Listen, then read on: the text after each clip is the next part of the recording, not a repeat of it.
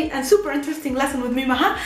Today I'm going to explain to you the meaning of the word Bismillah, which was repeated a lot in the movie Bohemian Rhapsody, about Freddy Mercury's life. I've seen this movie twice and I love it, and I have found out that a lot of you are asking and wondering what is the meaning of this word Bismillah. I'm going to explain it to you in this lesson. Let's begin.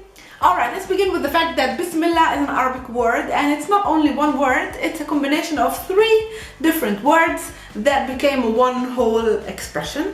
Bismillah, pronounced by Arabs, is Bismillah. That's the correct pronunciation, Bismillah. If you don't want to make the H towards the ending very strong, you can just say Bismillah, which sounds a lot like the one repeated by Freddy and by Farouk in the song Bohemian Rhapsody and in the movie. So anyways, Bismillah is made out of the preposition bi and the word ism and the word Allah.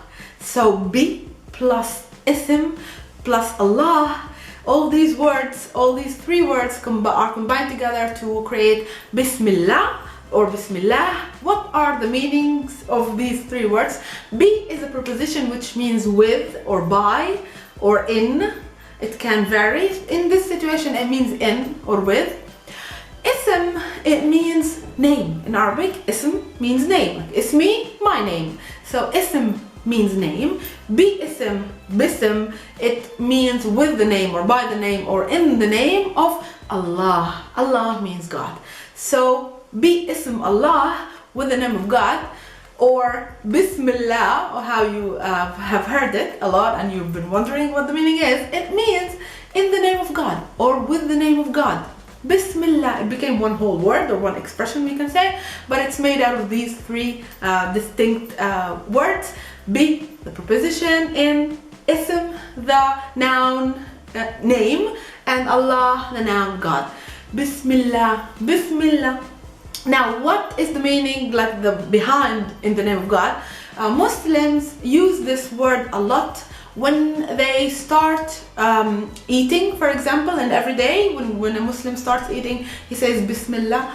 When they start praying, when they start speaking in front of a crowd or in something really formal, the meaning is when we want to start something important, embark ourselves in an important project or an important thing that we're about to start.